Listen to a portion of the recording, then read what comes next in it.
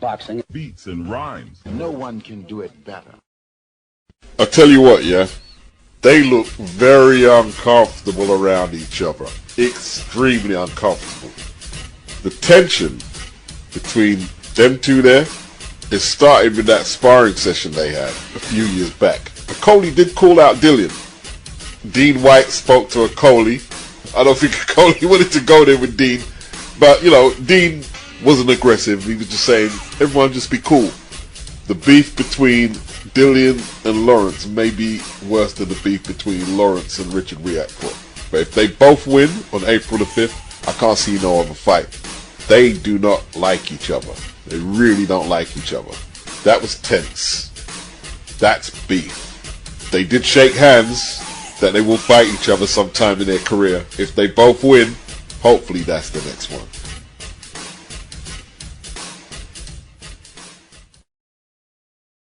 Darren Sargison, our referee this evening for this first bout live on BBC Sport in this nation's fight night. Michaela, did you feel there was an argument, like Anthony Cacace has said, for calling a halt to this one a little bit earlier? I think so, and as you can see now in the corner, he's obviously taking a lot of time to recover. He was getting punishment that he didn't need to be taken, but Howells was just so relentless, and it was an amazing fight. On the 1st of February 2025, Ulster Hall, Belfast, John Cooney, a super featherweight, with a record of 11 wins, 3 inside the distance and 1 defeat. He was stopped in 9 rounds, losing his unbeaten record to Nathan Howells, who is now 11-1-1 with 2 inside the distance. This was for the Celtic super featherweight title, commissioned by the British Boxing Board of Control. Cooney suffered a brain bleed in what was an intense battle for 9 rounds. He was stopped in 9. He was kept over in Royal Victoria Hospital, where they tried to treat the brain bleed, but he never recovered. And passed away at the age of 28 years of age. R.I.P. Cooney started fast. He was the puncher out of the two, but he got ground down in a battle of attrition and was levered very hard with a left hook to the body. He went down, got back up, two-handed flurry. The referee stopped it. Darren Sargison was the referee. Some are questioning if he stopped the fight too late. I'm sure he didn't intend, and the fight ending in the circumstances that it did. I think it would be unfair to be looking at Darren Sargison as the scapegoat. That wouldn't be right. If we're going to go there, we can ask the cornerman, the ringside doctor, do they think it should have been stopped? Were there any members of the media who were saying while the bout was in progression that the fight should have been stopped? That goes for the commentary team. Anthony Cacace, was you saying while the fight was in progression that the fight should have been stopped, or was it all in hindsight? We can all be wise after the facts. The problem to me, Robert, is where two individuals can hit each other with ferocity on the head, and of course it's allowable, it's legal in the sport, there is always a danger of a bleed in the brain, and that sadly was the outcome regards young John Cooney. There's always that danger. It will never go. No, it will never go, and the only way of stopping it from going is banning the sport. And if you ban the sport, you've got to replace it with something. And I don't know anything that can replace boxing in any way. We have unlicensed boxing tournaments where people who have had their licenses taken off them or been refused because they're not good enough or medical grounds. But there's nothing in the law to stop anybody from setting up a governing body. That's the problems we face. We talk about misfits, of which you broadcast, etc. I'm totally against that. But look at the standard of the people taking part in that. They wouldn't get a boxing license in the first place. But we must make sure as a recognised and responsible governing body that we do everything we possibly can. And if that means looking at our procedures again, we will look at our procedures again. We just happen to have a board meeting tomorrow where this will be obviously very high on the agenda with regard to procedures, etc. There will be an inquiry at some point, and we'll wait to see what happens with that and any recommendations made. It's weird, isn't it? TalkSport spend a lot of time talking about Conor Benn and his pen issues but yet they host the Misfits, which is basically white-collar boxing. How much drug testing is done on them cards? I'm assuming UCAD would handle the drug testing. But if UCAD is underfunded testing British Boxing Board of Control cards, how much money is going into testing on Misfits cards? How much MRI testing is done on Misfits? Is it just as difficult to get a license on the Misfits as it is with the British Boxing Board of Control? Of course it isn't. Misfits is basically white collar boxing. The PBA, literally up the road from where I live, is where their offices are. On a pro box card, SHAVKATDZHON Rakhimov, 30 years of age, former IBF 130-pound champion. I'm going to say his record is 17 wins, 14 inside the distance, 3 losses, and 1 draw, despite BoxRec not recognizing the loss to Sugar Nunes. He was knocked out in 8 rounds by the 30-year-old American, 18 wins, 2 losses, 9 inside the distance, Justin POULDO. Rakhimov didn't fare very well against the accurate jab and that straight right of Justin POULDO's, and was knocked out by a straight right. Rakhimov was removed from the ring on a stretcher at the Boeing Center at Tech Port in San Antonio. This was on a Pro Box card.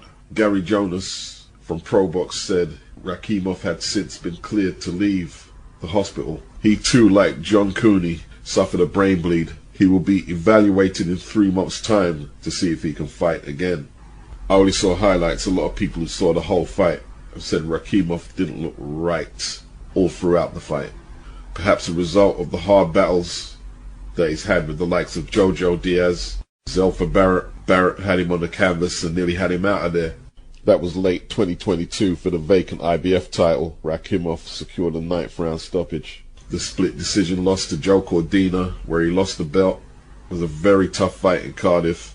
For some reason, the Eduardo Sugar Nunes defeat isn't recognized by BoxRec, but he was stopped in that fight also. So in 3 months' time, if Rakhimov decides to carry on, they will evaluate him, and if he's cleared, he'll be able to fight. A lot of people will say, well, why would he do that? The boxers will say, well, if you've never been through the ropes, just something you can't understand. Here is something you can't understand. Let me ask you, because I saw you ringside for the Derek Chisora fight. What a brutal fight that was. What did you make of it? Oh, man. Derek Chisora is amazing fighter, tough guy, but he needs to stop now because he wins these fights, but he has to give so much of himself mentally and physically and take so much punishment, and you have to dig so deep. I don't think he should fight again, man, because the amount you have to give to get these victories, man, it's crazy, but he's an amazing character. Dillian, do you think it's doing long-term damage to him? I think so. So I think he's got such a big warrior heart, and he's such a fighter. I think he's too brave for his own good, if you know what I mean. Mm. Some may argue all the big uppercuts that Dillian's been hit with, he might be as vulnerable as Derek if he takes any more beatings. Dillian was also poking at fun at Joe Joyce buffering when he speaks. Basically, there's a delay between the thought and the speaking motion. The last year has been rough, and it's here, and I'm ready to take it with both hands. Let's go. So I mean, he had a 10-second delay before he answered. It's buffering. The computer's loading, buffering. It didn't bother Joe, though. Joe actually ad-libbed this buffering. It didn't bother Joe. You know, but on a serious tip, a lot of people are saying Joe is damaged. Vacant look in the eyes, takes a little too long to respond to questions. Most of them boxers are damaged. Liam Smith, Dillian White, Anthony Yard, other people in the industry were calling for Derek to retire after he defeated Otto Wallin. They were calling for him to retire after he defeated Joe Joyce. They were calling for him not to fight Joe Joyce. Derek needs to take the 50th fight. He needs to take it. If he's going to campaign to be the mayor of London, he needs to take that 50th fight. It's not a matter of him winning that last fight. It's a matter of him representing his brand. And that's win, lose or draw, against all odds, I show up. Derek has a longer term strategy than just proving that he's brave in the ring, trust me. Guess what? We're going back to London. I'll sell out Tottenham. I'm going to phone Alexander and see if we're going to do it. Will Usyk give him the title shot? I'm not sure. Usyk has earned the right to take a voluntary against anyone he likes. In my opinion, anyway. He should get a pass. Obviously, people want to see the likes of Daniel Dubois and Martin Okolie get their shots. And I understand what they're saying. Former British, Commonwealth and European flyweight champion Jay Harris has retired at the age of 34. He's retired from boxing, he said, after the phone never rung for a year, after outpointing Conor Butler for the British, Commonwealth and European titles. He said he knew it was time. He's best remembered for giving Julio Cesar Martinez a tough 12-rounder for that WBC flyweight title back in 2020. But on the domestic front, he hasn't been able to lock down no fights with the likes of Galal, Yafai or Sonny Edwards, who's retired as well. So we wish him the best. Another British fighter who's done a U-turn on the retirement thing is Nathan Heaney. He was hinting at retirement on Saturday when he was stopped by the Frenchman SHAVKATDZHON in 7 rounds and took some heavy shots. Around 2,000 fans followed Nathan Heaney from Stoke to Manchester to watch him fight. He has a huge fan base. You were beaten in Stoke in front of your big Stoke fan club. Tell us what happened. I just got caught by a shot. He's the French champion. He's a very good fighter. And I'm fighting at the highest level, so yeah, it's very unforgiving. But George Warren phoned me on Sunday night, just randomly called me, and he was really great with me. Whatever you want to do, whether it's boxing or whether it's something outside of boxing, we have got your back 100%. And then all of a sudden, I just felt the weight of the world suddenly lift from me, because my dream to be a fighter is still there, provided I can look after myself and not get hurt. Because obviously my last 2 contests have been very, very tough. So you are, Nathan, you are going to carry on then, because you said you were going to give yourself time to think things over, but you are going to carry on. Jeff, I will carry on. Nathan, are we too hasty in boxing? Because if you have a defeat or back-to-back defeats, it's like everyone thinks you should retire. Are we too hasty in boxing? We can be. Mohammed, I'd like to know what you're going to do when you retire from boxing. To wake him up. Just sleep. That's all I'm going to do. Life is real short. So you add up all your traveling, add up all your sleeping, add up all your school, add up all your entertainment, you've probably been half your life doing nothing. So I'm 35 years old. 30 more years, I'll be 65. We don't have no more influence. We can't do nothing much at 65. Your wife will tell you that. So what I'm saying, what am I going to do in the next 16 years? What's the best thing I can do? Get ready to meet God. Owning real estate, going in business, teaching boxers, that won't get me to heaven. That was a clip from 1977. I think you know what boxer was talking. He would have been 35 at that time. The clip was taken in the United Kingdom, where Ali spent a lot of time. I think it's safe to assume it's before he fought Ernie Shavers. He fought twice that year. He outpointed Alfredo Evangelista and then took on Ernie Shavers, who he promised a title shot if Shavers could beat Roy Williams, which Ernie did in an all-time classic. Ali was good to his word, and Shavers got his title shot. Madison Square Garden. Ali took a unanimous decision. Ali really accumulated a lot of damage. He got hurt a couple of times in that fight, but he had one of the best chins in the game. He held on to win a unanimous decision. It says here on Reddit, Muhammad Ali's speaking rate slowed 16% after his 1977 15-round fight against Ernie Shavers. Ernie hit me so hard, he shook my kinfolk back in Africa, is what Ali said. Ferdy Pacheco, known as the Fight Doctor, was Ali's personal physician. Ferdy Pacheco received a laboratory report that showed Ali's kidneys were falling apart. Instead of filtering out blood and turning it into urine, pure blood was going through. That was bad news for the kidneys, and since everything in the body is interconnected, we were talking about the disintegration of Ali's health. He wrote Muhammad Ali a letter saying his kidneys were falling apart. He attached a copy of the laboratory's report and mailed 3 extra copies. Return receipt requested.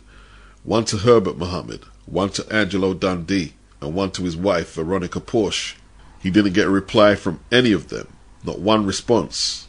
Ferdy Pacheco decided enough was enough. Whether or not they wanted me, he didn't want to be no part of what was going on anymore. By then, they were talking about only easy fights, but there was no such thing as an easy fight no more. He lost the title in his next fight to Leon Spinks, Olympic gold medalist at light heavy, who was 6-0-1. They had an immediate rematch. Ali won the belts back, retired heavyweight champion, but then challenged the new champion, Larry Holmes, a year or so later on, and took the worst beating of his career. First and only time he was stopped in 10 rounds. Ali's physical condition was so deteriorated, it was unlikely he would get through any of the medicals in any of the major fight cities in America. So he fought Trevor Berbick in the Bahamas in December 1981 and lost a 10-rounder, and that was his last fight. The onset of Parkinson's were probably there when he was still fighting in the twilight years of his career. But soon after that last fight with Trevor Berbick, the deterioration of his health really set in badly. When is the ideal time to retire, though? The fans, they don't want to see the legends get hurt. I don't like that train of thought. It's got to be one size fits all. They shouldn't like to see no boxer get hurt. Journeyman or legends. Trial horses or champions.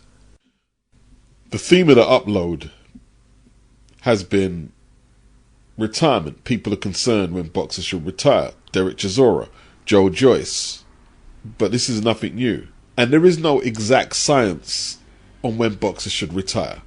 As for making the sport safer, country to country, state to state, city to city, the commissions and boards have different standards of regulating the sport. Some are very lax, some are more stringent. The general rule of thumb for knockouts, if it's a clean knockout or a devastating TKO, it can be 30 to 60 days suspension at the board or commission's discretion. John Cooney, the young man who passed away in Belfast, he and his opponent Nathan Howells, under the British Boxing Board of Control, would have been check-weighted. Their weights would have been monitored. If anything was irregular in their weight making, either the board or their trainers would have caught it. They took their MRIs, their medicals in compliance with the board's regulations. Belfast is a small city, so they were able to get John to the Royal Victoria Hospital quickly. All the procedures to try and ensure John's safety were in place. Medical officers or doctors, ringside anaesthetists, ambulance provision. If something like this happens, they know which hospital to go to. We're not going to get a Michael Watson situation. There's only so much you can do, unfortunately. The only way to make the sport any safer is to ban it, like Robert Smith said. Boxing beats and rhymes. No one can do it better.